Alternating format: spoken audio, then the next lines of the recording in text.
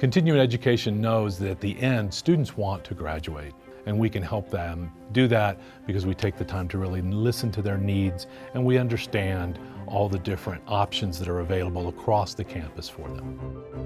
We don't take a cookie cutter approach. We realize each student comes with their own story. So whether it's a part-time student looking to complete a degree program or someone just looking for online courses, we're there to connect them to the resources of the university.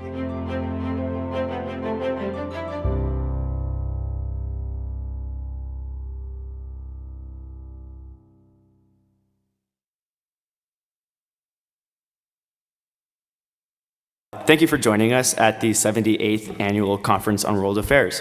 My name is Luca Scuriati, and I am a senior here at the University of Colorado and also the program co-chair for the Conference on World Affairs. And I'll be serving as today's moderator. For recording purposes, today's date is Wednesday, April 15th, 2026. It is 9 a.m., and the panel title is Flags, Borders, and Belonging: The Politics of Nationalism. Now, before we get started, I would like to read the University of Colorado Boulder's land acknowledgement.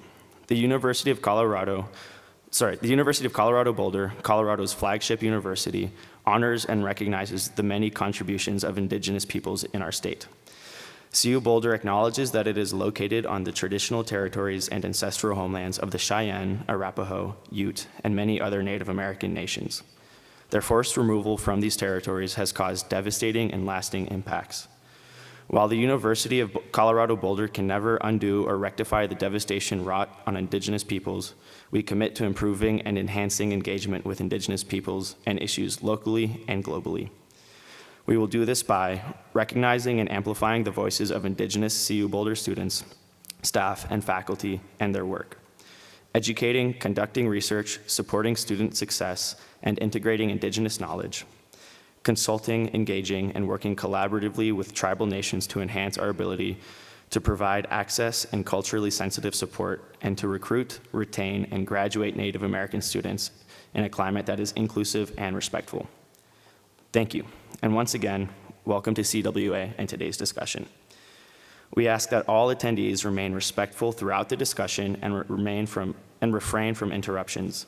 Signs, banners, noisemakers, and other audible disruptions are not permitted and will result in those responsible being asked to leave the room.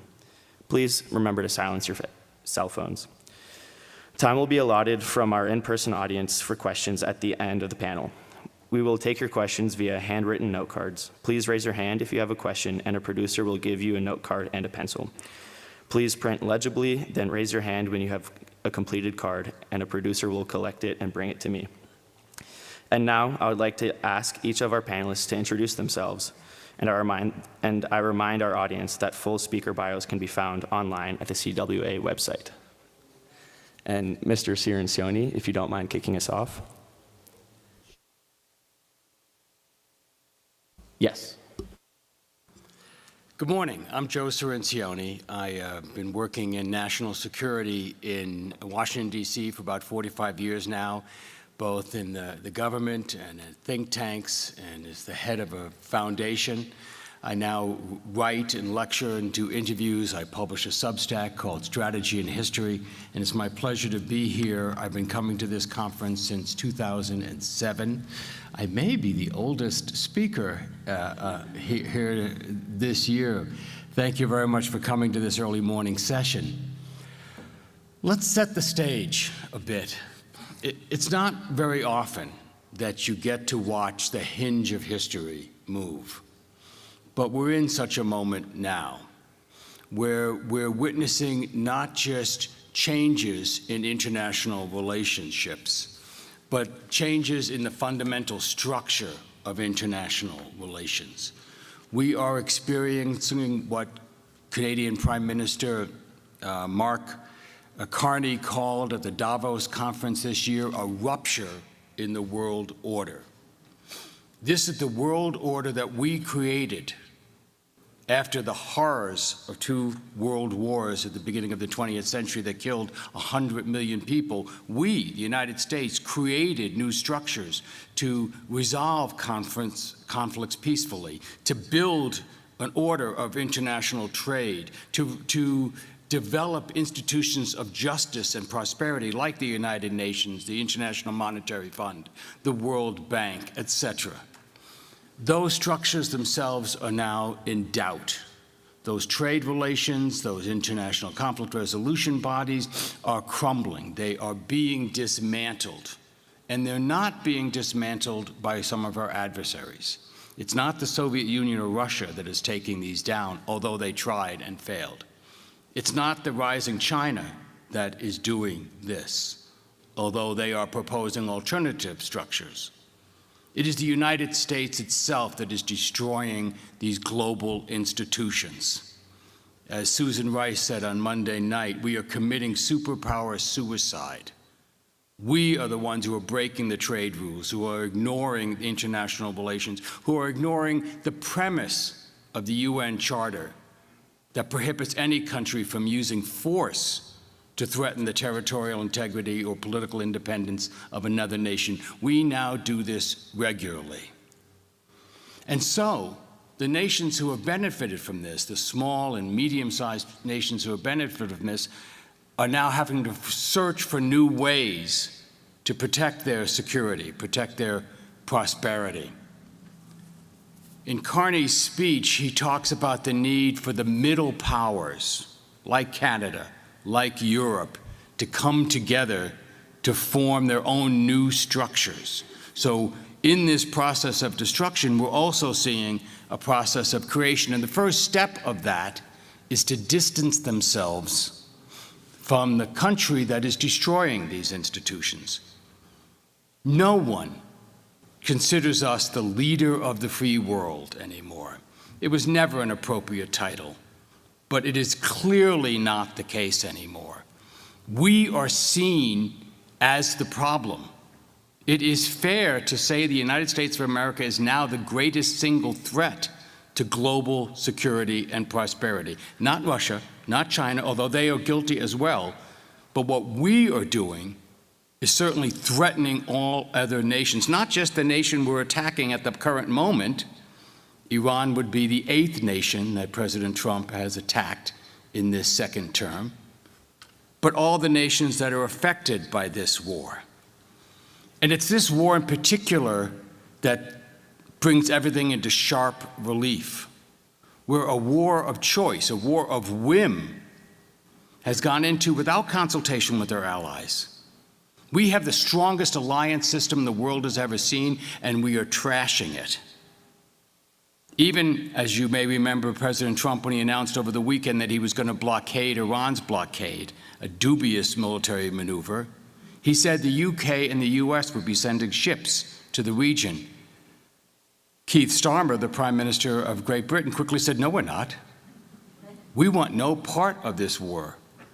The President said there would be many other nations who'd be joining us. 0 nations have joined us in this. They are distancing themselves in this. They are starting to develop their own mechanisms. Just yesterday, France announced they were beginning discussions on how a European force could ensure that the Strait of Hormuz remains open after the conflict is open, in cooperation with Iran. And those discussions pointedly do not include the United States. Probably the greatest speech of this decade so far is the one given by Prime Minister Mark Carney of Canada at Davos. I encourage you to read it, because he lays out the problem. He lays out the order that had kept peace and stability in the world for all these years. It was never perfect. It was always violated in various ways. We know the great powers always made exceptions for their own proclivities. But in the whole, it worked. But now he says we have to fashion our new ways. And this gets directly to the point of nationalism. What does nationalism look like now? And here's the way Carney puts it. The multilateral institutions on which the middle powers have relied, the architecture, the very architecture of collective problem solving, are under threat. And as a result, many countries are drawing the same conclusion. They must develop greater strategic autonomy in energy, food, critical minerals, in finance, in supply chains, and in security. And that's what's happening now. And how is that happening? I'll give you 2 examples and then I'll close. One is what's happened in Hungary this week. where the people of Hungary themselves are taking charge of their national futures again. The people of Hungary spent 16 years building a resistance to overthrow a dictatorial regime, an illiberal regime, and they finally succeeded in overwhelming numbers. And the other is our neighbor to the north, Canada. I just watched Carney give a speech. You may remember that the Liberal Party of Canada was in dire straits. They were going to be replaced. The Conservatives, the more Trumpian party, was about to assume control in Canada until Trump was elected, until he declared a year ago on April 2nd, Liberation Day, and imposed tariffs that shocked the world and that shocked Canada. And Canada responded. They responded with, as he put it, individual acts of resistance and independence. They boycotted American goods. He said yet last night, has anybody had a shot of bourbon lately? They don't drink, they don't. Has anybody taken a vacation in California, if you're Canadian, Florida, Colorado? You seen many Canadians this year? They are acting independently to build up their own economies, to not give the U.S. its dollars, and to act independently, to forge alliances, to form security structures that do not rely on us. This has never happened in the years that all of us have been alive. We have never seen this world before. This superpower suicide that we're committing is fraught with dangers. There is no clear path forward. We're all forging this together as we go. And the leadership for the way forward is not in the great powers. It's in the middle powers. It's in these individual nations. If there's one hope, it's what's happening in Europe as they have realized that they have to form a greater European unity. Something that has been a project for decades, but has never quite been realized. They're not just increasing their military spending, they're developing their own security frameworks, their own security plans. And this could be the future. The European Union collectively is the second largest economic power in the world. They have a lot of clout. We don't want to regulate AI, they do. We don't want to battle climate change, they do. And the standards they set, the path they set, might be the future of the international order to come. That's what nationalism looks like in this second quarter of the 21st century. Thank you.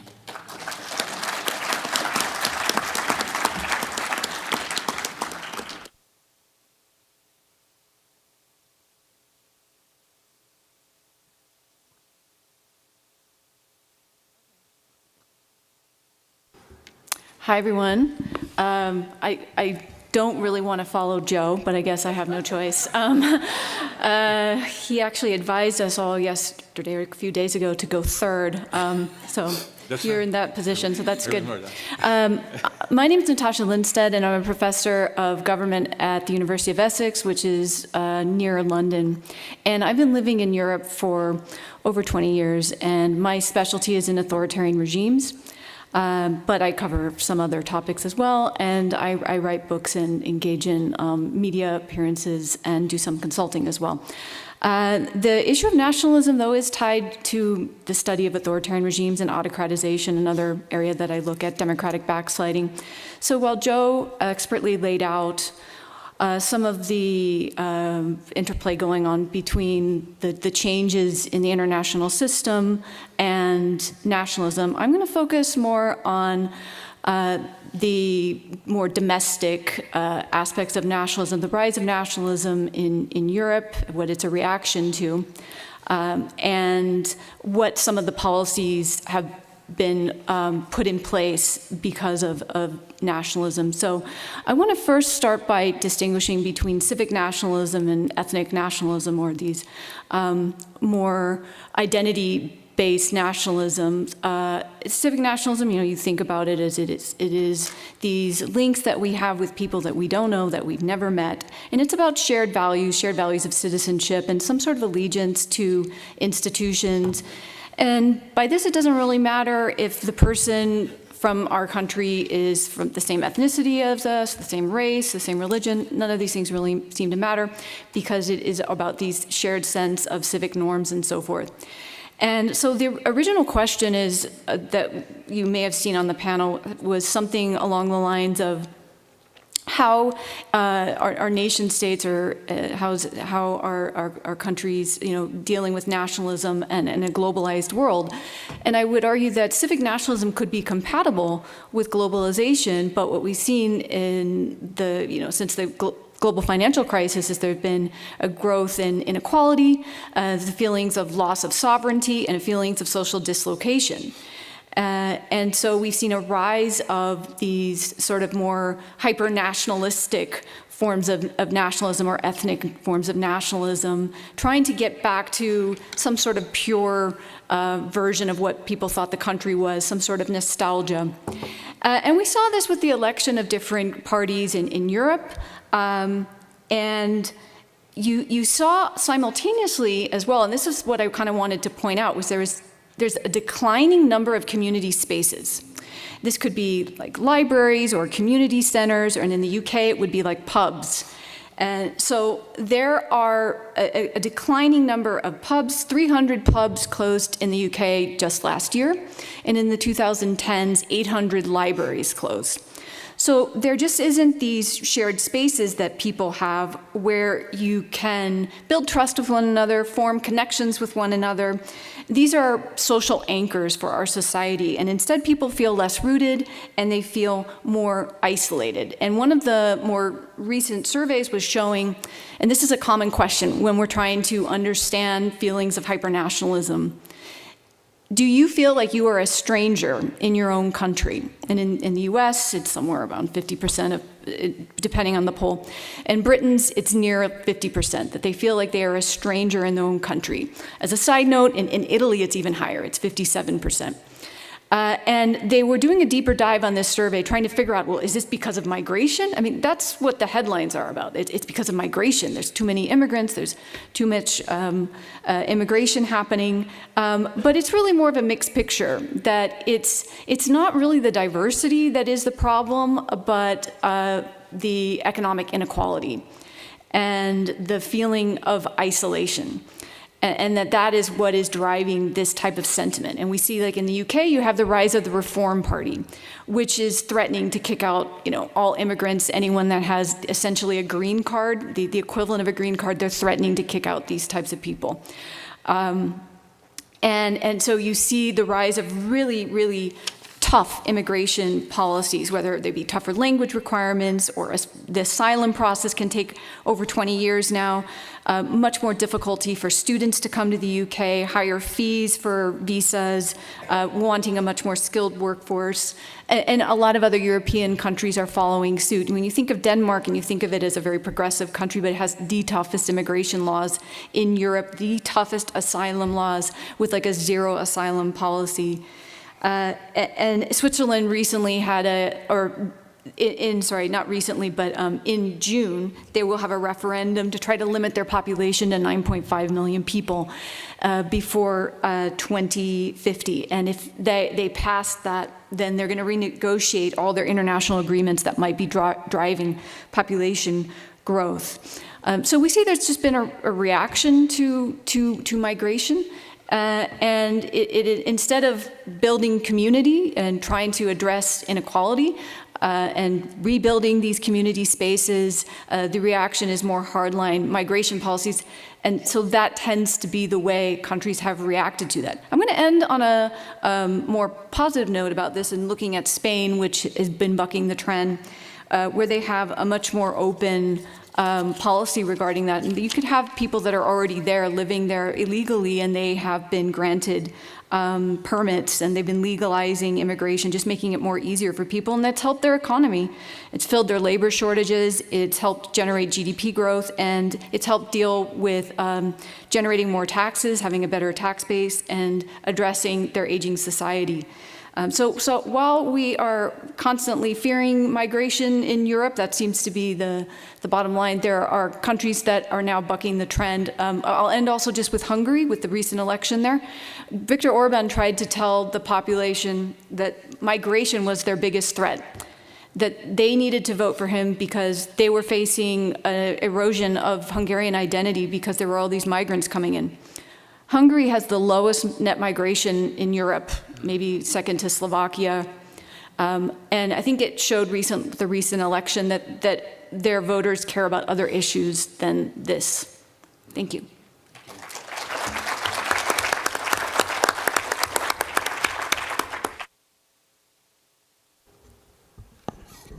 Good morning. Thank you very much for the opportunity to be here with you. I'm delighted to be here. So I'm Ernesto Araújo. I'm a career diplomat since 1989, but currently on a leave from the diplomatic career. I served as a foreign minister of Brazil between 2019 and 2021 under President Jair Bolsonaro, who is considered by many an authoritarian president, but it's exactly the opposite. And he's in jail now exactly because he always respected the Constitution and tried to fight corruption. And that's why he's in prison, because, anyway, I don't want to go anymore on that. But on our issue here. As a young diplomat in Brazil in the 80s and 90s, I don't say that I learned, because I never agreed to that, but I was told that in different ways that nation is bad and what's good is multilateralism. That's a word that obsesses Brazilian diplomatic establishment. So nation's bad, multilateralism is good. It's kind of, you're listening to that the whole time. And I never agreed, and I tried to develop a different kind of thinking. And when I was a foreign minister, I introduced very strange words in the diplomatic jargon, words like nation, like people, and like freedom. Words that were not used before and that have not been used since I left office. Anyway, maybe one day. But before I go into a few more considerations, I always also, because by training I study literature and linguistics, I like to go to the etymology of words and see what story words tell us with their own story. So nation comes from an Indo-European root that you also find in words like natural, right? Or in the, it comes directly from the Latin verb nascor, or natum in another tense, which means to be born. Right? So nature, natural, nation, they all come from the same feeling. The original Indo-European root is something that would sound like gen, which means to give birth. Okay, so nation is something that has to do with birth, with the origin of life, with life itself, with something that is not determined by the human being, by choice. No, it's something that you're born to, or that you give birth to. I think that's very important for the way we conceive the nation.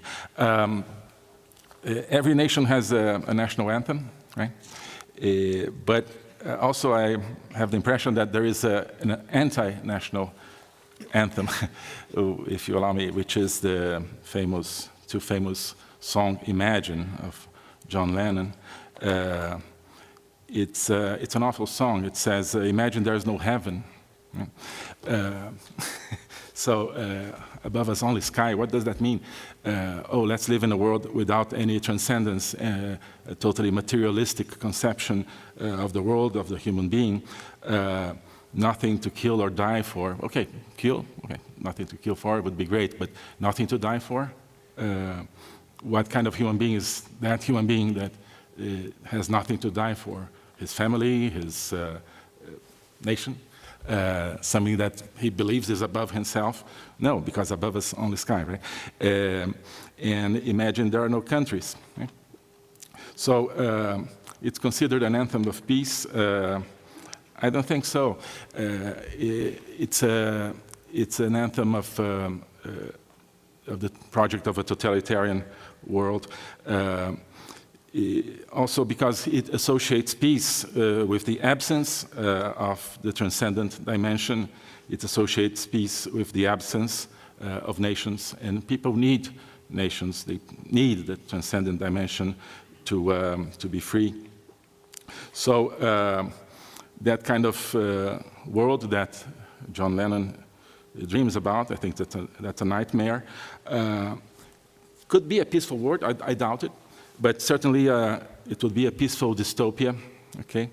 A world of zombies, maybe kind of a Mad Max scenario or something like that. Because, okay, you can imagine that without nations you would not have wars between nations, but that doesn't mean you would have peace, right? Venezuela, for example, a country that's very dear to me, personally, was not in peace under the Maduro regime, although it was not in war technically with anyone before the US intervened there. No, it was not peace. The ruling corrupt criminal elite was in war against its own people, killing and oppressing its own people. So it's not peace. Anyway, just to finish, a couple of more remarks. Without nations, you can have no democracy. I'm convinced of that by personal experience. Why? Because what's democracy? It's not a set of abstract rules. Democracy is a political entity where the people can, to a large extent, control the state, control the institutions. Okay? For the people to control the institutions, to be more powerful than the institutions, you need the people to exist, to not be only a collection of men and women. No, to be something that has some sort of personality, of identity, to have a culture, to have a tradition, to have a religion, I think, or some conception of a transcendence. So democracies require a strong, cohesive sort of society that only the notion of nation can give. What happens today is that, call it a conspiracy or not, but I think there are very powerful people and sources of power in the world that are trying to kill the nation, not because they want peace, but because they want power. People sometimes talk about, talk about a world government, either for or against it. But what is taking shape, I think, or was taking shape before Trump, is not a world government. World government would require probably some sort of constitution, clearly set institutions that you can vote for, right? I think that's what you can conceive as a world government. What's taking shape is not that. It's kind of a nebulous set of consensus, like they call it, that becomes stronger than the national states.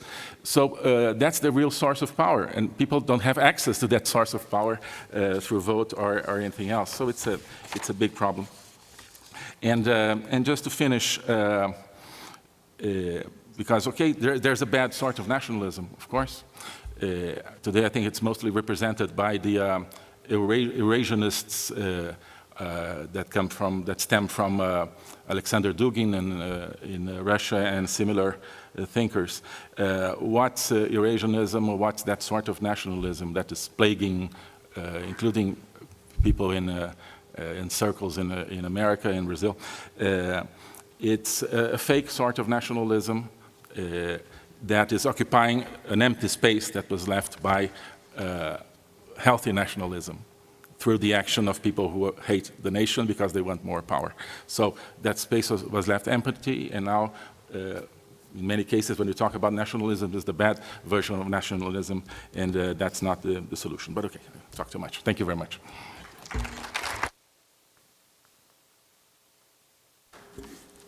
Okay, good morning. My name is Ruth Almanas, and I am an associate professor of political science at Fort Lewis College in Durango.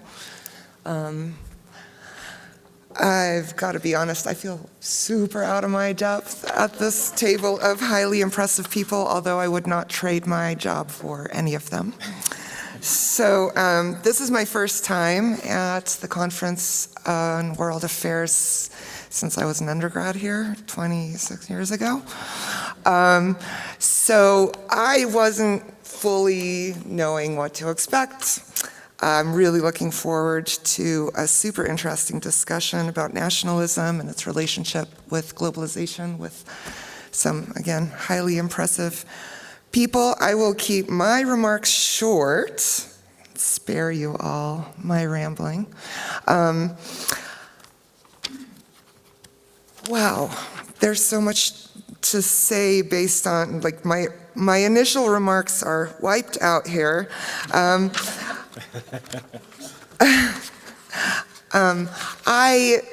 find it really fascinating that Joe set the stage by kind of talking about, if I understood it correctly, and I hope I don't represent it incorrectly, that this kind of fundamental shift we're seeing right now, in at least some part, is a reactionary response to US abdication of responsibility and global leadership. And while I think that's certainly true, I think that the reaction is older than that, right? I mean, our current leadership is, in fact, part of that reaction. And I think it's a highly rational response on the part of many people for whom the promises of globalization haven't borne fruit, right? They were promised that if you are part of this nation, you can receive an education, you can enjoy upward social mobility, and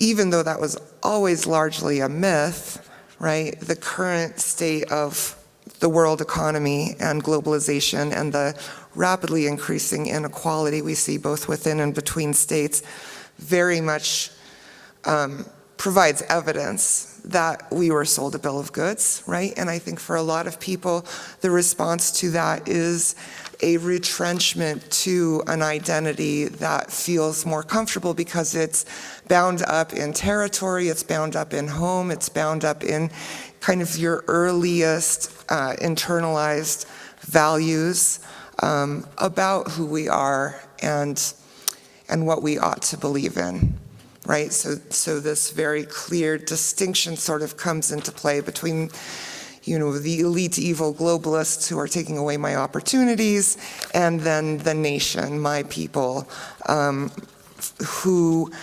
the state ought to be protecting and preserving. And currently I see the state emptying out, right, of content and sort of becoming a puppet of the globalized order. So I certainly see what we're going through right now as reactionary. I also wanted to just comment quickly on the distinction that we all know and love in any text on nationalism, right, between the civic and ethnic nationalism, which is undoubtedly an important distinction, but I would also argue that all nationalisms are inherently exclusive, right? And the real distinction is in sort of the methodology of determining who is part of the nation, or to Ernesto's point, like how to trace our roots or our origin, right? Is it in the place where I was born and where I live in the present, or is it in some sort of imagined mythology of shared ancestry, right, in the past? And so, you know, I think sometimes we overdraw that distinction in terms of like determining which is like the good or the bad or appropriate or inappropriate form of belonging. I would also actually agree with Ernesto that there is something about nationalism that feels crucial for a well-functioning democracy, in that we need a we the people. So determining who that people is becomes kind of vital to the question of democracy outside of a John Lennon imagine, like, utopia. So the question of, is nationalism more prone to violence or conflict or oppression than other forms of identity? I think that's where it gets really tricky. And it does feel like, to go back to that ethnic civic distinction, that if you combine nationalism with one of those other identities or forms of belonging, religious nationalism, for instance, or ethnic nationalism, feels like it may create a higher likelihood of oppression. It also seems pretty clear from a lot of the empirical evidence that during times of deep economic insecurity, that tendency to want to root your nationalism in something other than a constitution or a flag, but rather in another sort of shared form of identity like ethnicity or religion increases. And I'm thinking a lot about religious nationalism recently, well, always, but recently with respect to what's going on in the United States. And that's where I start getting real worried. Like, I'm struggling to think of a case of religious nationalism that hasn't turned deeply problematic and violent and oppressive. So that was just a lot of rambling. I said nothing, but I am super looking forward to this discussion, and thank you so much.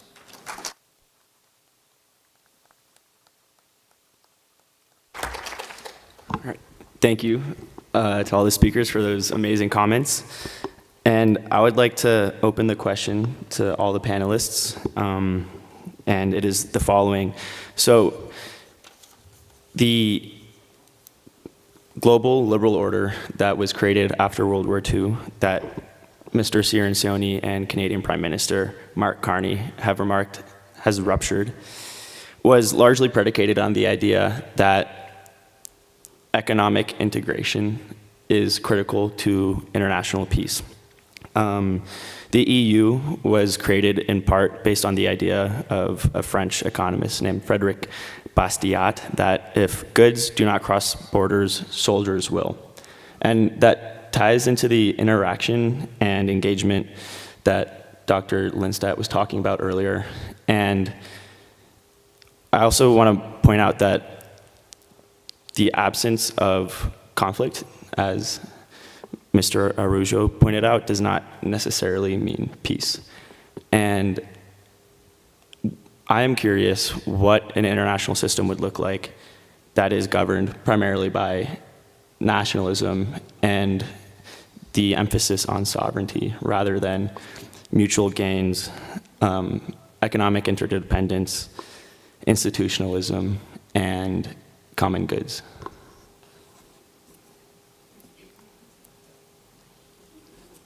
Okay, let me start by taking a crack at that. I don't think anybody has any idea of what's coming next. You know, we just don't know. We're in uncharted territory here. Basically because the structures that we created after World War II have lasted so long, have done so well. But they've all been deeply flawed. And if I could just pick up on something that Ruth was saying, this idea of globalization. You know, this is a process, a concept, and some words that they've really been around for about 45 years now. It started in the 1980s, picked up speed in the 1990s, and what you're talking about is the liberalization of trade, the spread of technologies, the rapid increase in communications, so that really allowed us to globalize information, to globalize trade, and it promised to create vast wealth, and it did. It created an enormous amount of wealth. The last 40 years have seen probably the greatest creation of global wealth in the history of the world. The problem is that wealth was siphoned off and concentrated in few hands. And a strata of these societies in different countries got very, very rich, and the vast majority of the global population were left behind, and they are pissed. Life didn't get better for them. Life got worse for them. There hasn't been with a couple of exceptions, most years have seen a decline in the living standards of the average American during these years, and they're pissed. And as a solution to this, they started turning to authoritarianism. There's a reason why Ruth Ben-Ghiat says that we live in the age of strong men. Strong men promised a solution to this, promised to solve this migration, which is the result of trade now being liberalized, and labor could flow just as capital could flow, and crises that were created by mainly U.S. interventions around the world created crises in the Middle East that resulted in a flood of refugees into Europe, destabilizing those countries. Strong men promised us an answer to that.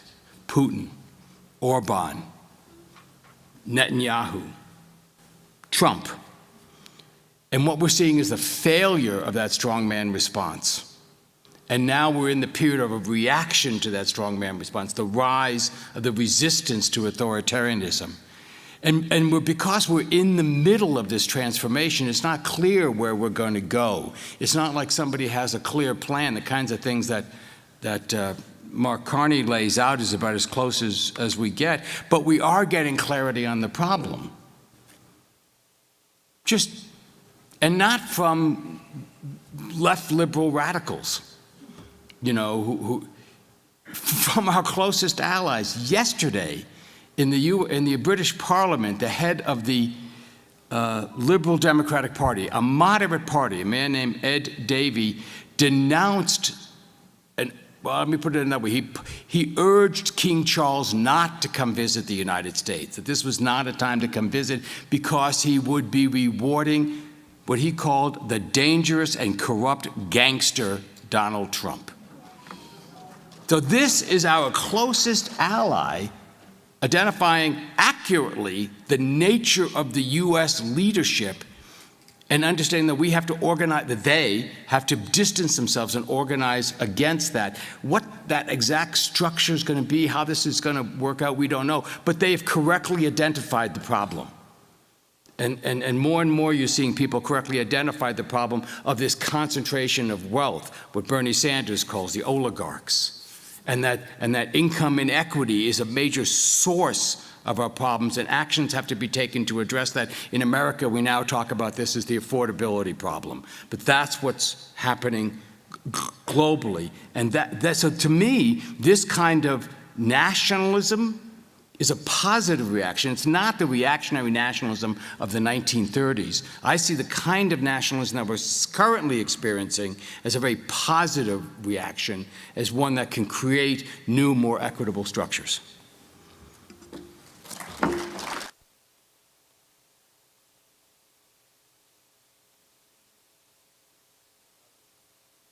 Okay.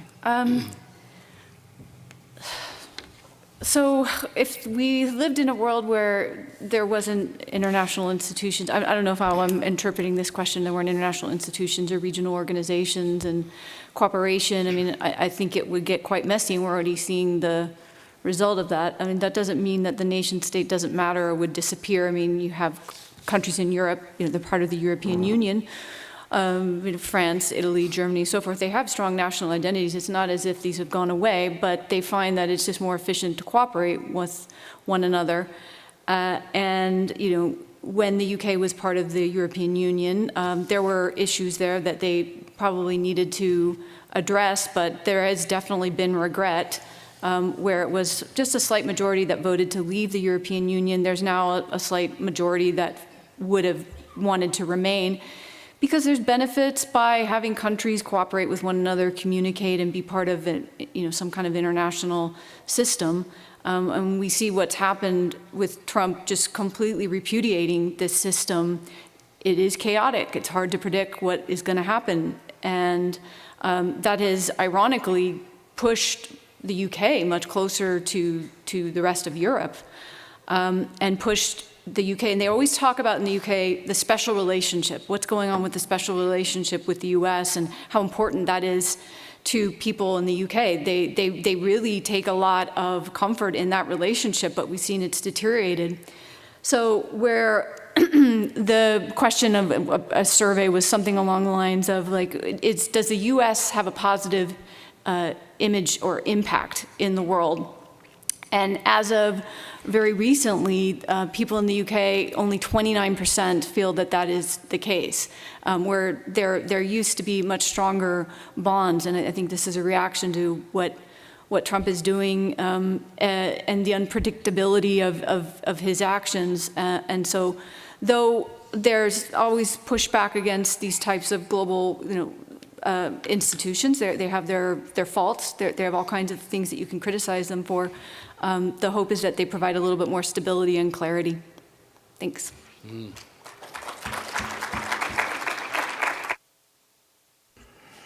Thank you very much.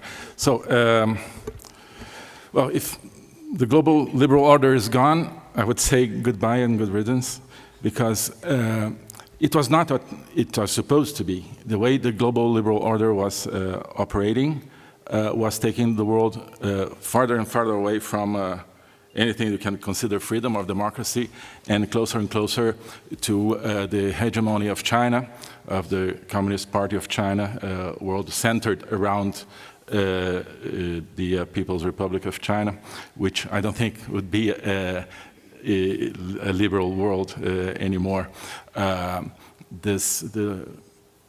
can argue that the liberal global order was penetrated and contaminated since the beginning by totalitarianism. I think the UN, for example, has an original sin or a vice of origin, I don't know if you say that, but which is the presence of the Soviet Union, a country that was there with a program, with a conception of the world totally different, incompatible with the ideals of that organization, and that has been using since day one that organization and the whole UN system and the whole multilateral system for the ends of destroying the free world and establishing a worldwide Soviet, at that time, dictatorship. And that role was inherited by Communist China, which was becoming even more professional than the Soviet Union was in adapting and using and penetrating and contaminating multilateral institutions to its ends, right? And using them to their plan, they have that plan, to that purpose of global hegemony. So one thing is the name, global liberal order, the other thing is the reality. No, we don't know where you're going, I agree, but I know where we were going. It was not a place, I believe, that any of us would like to go. One of the aspects of the real world, I wouldn't say order, but power structure before Trump was that the totalitarians have the monopoly of the use of force, either totalitarian countries or their proxies like terrorist organizations. Those countries use force against their own populations or against their enemies, like Russia, like China, like Iran. We're using force through different means. And we're in war against the democratic West, against the democratic countries, through classic means and also through hybrid warfare. You can argue that immigration, uncontrolled immigration, is part of hybrid warfare against democratic countries. And the United States, with all its power, its might, didn't do anything, didn't use its might to protect its real values and the values of the international freedom-loving community. What Trump is doing is saying, okay, what do I have? I have the strongest military, so I'm going to use it. Okay. Of course, America's enemies and freedom enemies didn't want anything about that. The last thing they wanted was the U.S. to use its force. So they used their force, their military force, other kinds of force, but through that sort of multilateral discourse, always tried to, and succeeded in tying the hands of the United States in order not to use its force to advance its values. And yes, I think Trump is advancing the values of freedom, the values of justice, the values of truth, liberty around the world with its actions. If you ask diplomats, my colleagues, they would say, no, of course not, he's destroying. Okay. Ask Venezuelans. I have friends in Venezuela. Many friends in Venezuela, starting from the great woman, which is Maria Corina Machado, Nobel Peace Prize of last year. Ask them about what Trump is doing. He's giving hope to Venezuela, to real Venezuelans. Diplomats don't like Trump. Real people, in Venezuela at least, like Trump. Okay? They weren't seeing any sort of global liberal order there. They were seeing a dictatorship that was killing and oppressing people. Now they're seeing the hope of the transformation of that. Okay, so and just to end, regarding the country I know best, Brazil, and that has to do with the why some countries go towards the idea of a strong man or whatever. You can argue that President Bolsonaro corresponded to that sort of idea. But anyway. What brought President Bolsonaro to power and the opportunity for new ideas to be implemented in Brazil? Not the economy. The economy was in shambles before he was elected, but it was not the economy. It was the indignation of people against a corrupt system, right? A real corrupt system. If you think there is corruption in America, you don't know about Brazil. So. It was a revolt against that, so they went to find someone who was an outsider in order to try to fix that. And we tried to fix that in the beginning, which included a new foreign policy. But for different reasons, the system took over again, the corrupt system took over again. And to end,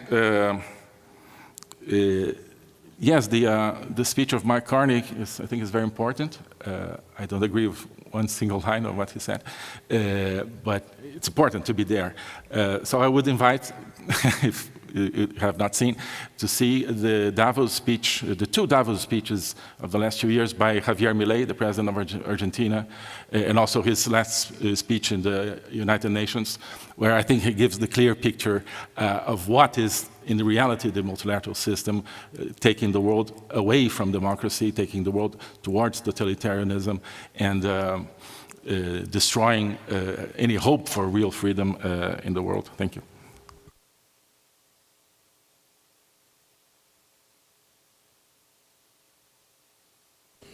Okay.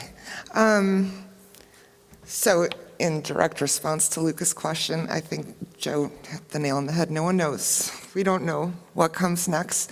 I do think that we need to recognize, as Ernesto says that the global liberal order did not deliver what it promised it would, but I would not agree good riddance. Actually, that's a terrifying thought to me. The world without any sort of international institutions to help us communicate and collaborate and humanize one another. I don't think it's feasible. I don't think it's a desirable thing today. As Rice said on Monday, I think we need to be working harder and more innovatively to improve our institutions, not to destroy them. But I also just want to say, Luca's final statement that nobody really picked up on, that the absence of conflict is not the same as peace, is something we really need to hear, because, this idea that global economic integration is crucial to world peace, certainly there are strong arguments there. Certainly we've seen the nature of warfare and the actors involved in warfare change tremendously, but the fact that we haven't had a World War III does not mean our world is peaceful. And the deep levels of systemic injustice and structural violence built into both our domestic and international systems needs to be addressed. And without that, I don't think we've gotten anywhere close to achieving peace.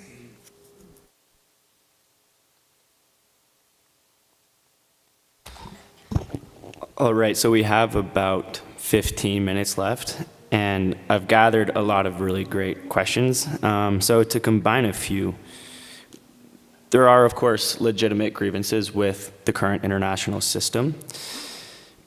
But moving forward and knowing what we know from the past, how can we improve to make a more inclusive world that actually fosters growth for the majority rather than a minority?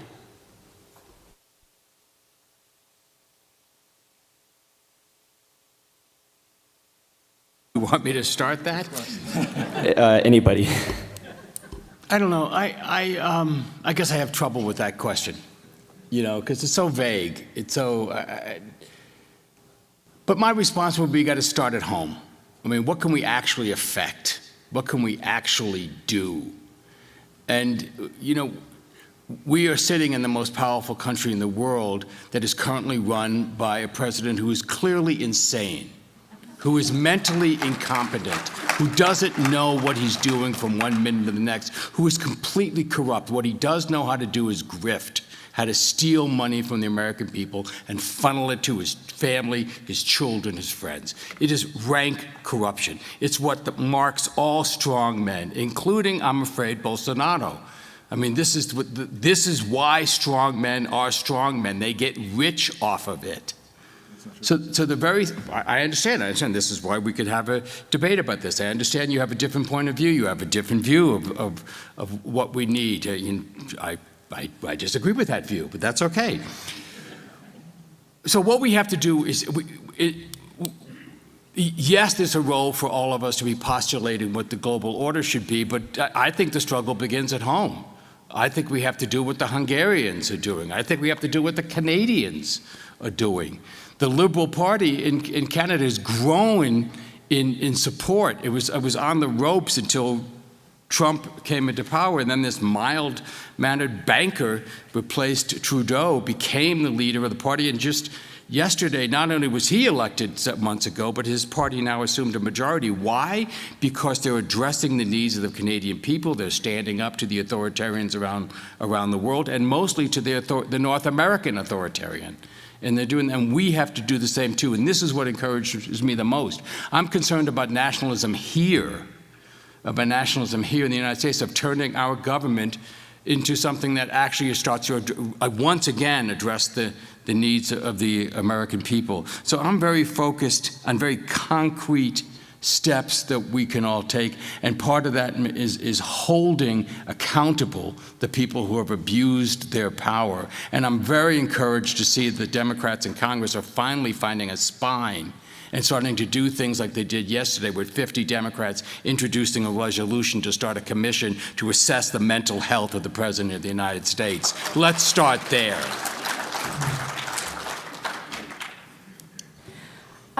Yeah, I agree with that. I definitely think you have to hold those that abuse power to account, which the U.S. hasn't really done. Embarrassingly, well, other countries have. And I think we also, this kind of gets to, I think, what Luca was asking about what's happened. And we just have so many groups of people that are in our most deprived communities that have just been completely abandoned in the U.S., in the U.K., like in Germany, where you see the rise of the AfD, and it's more the deprived areas that are moving towards this type of politics. And we've failed to address many people that have been dislocated by globalization and haven't gone after the powerful.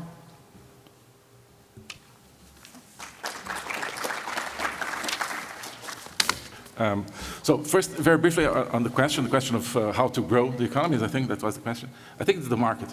Market economies again, I turn to Javier Milei, who's finally implementing market policies in Argentina, and he's totally changing the economic cycle in Argentina for the better. Anyway, and regarding the question of corruption, and I don't want to go too much into the domestic discussion, but I think there's what Joe was saying and what I'm going to say prove a point that I've been making, which is that there's no longer a barrier between domestic politics and international politics.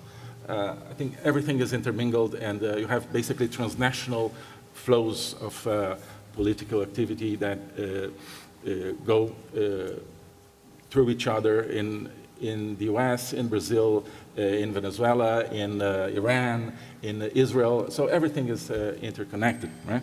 So, and now I think you have the emergence of transnational politics that go together with domestic and international politics. Anyway, no, so just very briefly, President Bolsonaro was never accused of corruption. He is in jail because of a trumped-up charges of attempting a coup d'etat and not for corruption. Meanwhile, current President Lula was sentenced to 12 years in jail for corruption with abundant proof. He was sentenced in the first level tribunals, the second and the third. And only when it came to the Supreme Court, they decided not that he was innocent, but that for technicality, the process, the lawsuit for corruption had been done in the wrong district, okay? And they annulled all the sentences, okay? So basically what you have there. The main ally of that sort of system today is a judge in the Supreme Court, okay, whose wife has a law office that represents causes that are judged by himself, and who recently, it was revealed, received a contract to the amount of $30 million from a bank that is now closed because of fraud and whose owner is in jail because of fraud and corruption. Okay, you link the points if you want. And as for corruption in America, okay, anyway, I don't want to go into a question of President Trump. I've never seen the same sort of concrete accusation of corruption against him that I have seen against Lula, for example, in Brazil. But I know of one prominent Democrat who is in jail for corruption, I believe, I think that, or at least was in jail, which is Senator Bob Menendez of New Jersey, who was in Congress as president or chair of the Senate Foreign Affairs Committee, a staunch enemy of our administration of Bolsonaro in Brazil, always accusing us, and okay. And a couple of years ago, I think he was sentenced for corruption. Okay, so okay, if there is corruption, I don't think that's exclusive to the Republican or the Trump side in this country. Okay, today everyone accuses of corruption the other side. One person, which I think is a great leader, who is always accused of corruption by the other side, is Vladimir Zelensky. Okay. The internet is full of Russian propaganda accusing Zelensky of corruption. But when you come from a different point of view and you like Zelensky, you don't take that seriously. Netanyahu, you don't like Netanyahu, you call him corrupt. But I think he's defending his people. But is there proof? Okay, in Brazil there's proof of corruption from the left side, the pro-globalism, the pro-multilateral side, and not from the, let's say, the conservative side. Okay, I think the main problem in the world today is corruption, and nothing else. It's not war, it's corruption, dirty money, okay? So I would like to see an international alliance, I'm talking a lot, but against corruption. And just to come back, when I said good riddance to the global liberal orders, the way it's implemented now, I'm not against international institutions. I think they would need to do their job. For example, curb and defeat corruption. You need international cooperation for that. Right? You need to protect human rights, but then you see Iran at the head of the subcommittee of women rights in the United Nations. Is that the sort of international institution that you're going to change the world for the better? And of course not. It's totally compromised. It's totally contaminated. Okay. Anyway, thank you.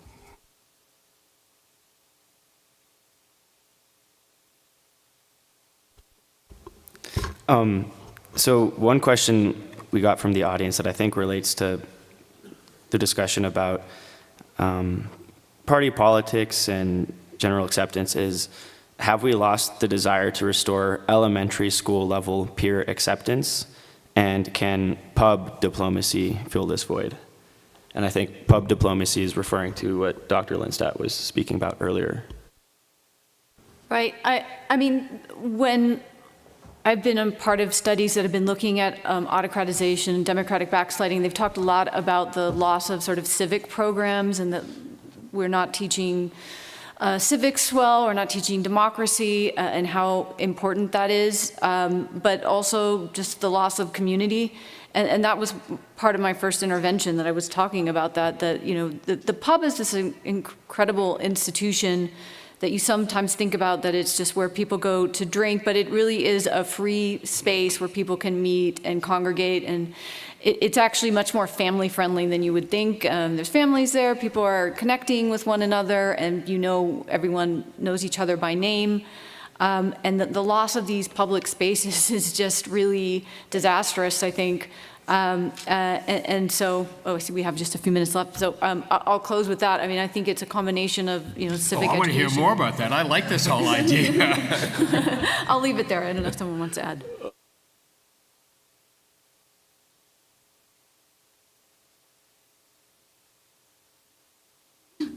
No, but I'd love to go have a beer and talk about it. So another question that we have is from a student, and because we only have a few minutes left, if we can keep the remarks brief, that would be great. And the question is, does the growing sense of nationalism and sovereignty, not only in the United States, but other countries around the world, contribute to the inability of the United Nations to operate efficiently? Does the growing sense of nationalism and sovereignty around the world, and the idea of the nation first, impede the ability of the United Nations to operate effectively? Just a real quick answer to that. I don't think that's why the UN doesn't operate. I think the UN doesn't operate because the three great powers can't agree on what they want to do. The Soviet Union, China, and the United States fundamentally cannot agree. Since they have veto power in the Security Council, you know, it's almost impossible to get anything done through the Security Council. Both our former ambassadors, Bolton and Rice, talked about this yesterday. Meanwhile, the United Nations continues to do great functional work on the functional committees that they do that are actually addressing things like global poverty and global health. It's just on the security side, we're locked. We're locked.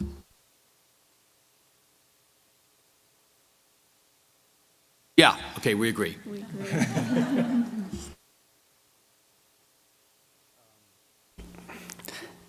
Another question is, how does toxic masculinity contribute to nationalism?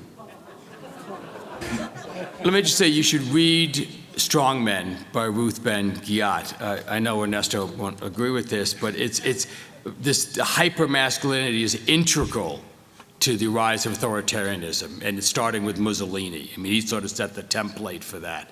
So it's inherent in order this. There are strong women leaders, but nothing like you see with strong men. And whether it's Mussolini going shirtless and Putin going shirtless and Trump, you know, it's just right. I don't have to say anymore. No. I'm sorry I gave you that image. That is terrible. But it's integral to their appeal. If I may, not disagree, but compliment. I think people need heroes, both men and women. I mean, male heroes and female heroes are needed. So I think it's not a question of masculinity or femininity. It's a question of we're building a world where mediocrity and cowardice are enhanced or sought after, and everything that has to do with courage, with fighting for change, with fighting for your values was diminished. I think that's really a problem. Okay, but it's not a question of men and women. It's a question of I just mentioned. I think the most courageous person I know, not woman or man, which is Maria Corina Machado. She's a hero for the Venezuelan people. I think she's a hero for the whole Latin American freedom-loving people. Strong woman, yes. I think that's what we need. By the way, there's a complimentary panel, if you're interested in this question, coming up at 11:30, I think. One of our colleagues, Hadar, I guess, is doing something on trad wives, so which is part of what the hypermasculinity does. What's the role of women? What are women relegated to in these authoritarian visions? Speaking of women, we have two very qualified women on this panel, and we are at time, but if you guys would like to make a quick remark, I think that would be great. I also would endorse going to the Trad Wife panel. I'm going to be there. It's going to be super interesting. I think the only thing I would add is when a certain conception of masculinity as heroic, as courageous, becomes wrapped up in our mythology of our national identity, there are probably real concerns. And I don't think I have much more to add. Sorry, I'll just make it really quick because I know we ran out of time. Yeah, I just would echo what Joe said with the way that Russia has crafted its nationalism. Putin was really unpopular, unknown bureaucrat and didn't have much popular support when he rose to power in 1999, 2000, and he then just crafted this image of himself bare-chested, riding horses, shooting things, and that played into this idea that he was going to bring Russia and make Russia great again. And so we see these types of nationalism, hypermasculinity, they tend to go hand in hand. We're over time. But thank you to all of the speakers. And if you're interested in the Trad Wives panel, it will be at 11:15 a.m.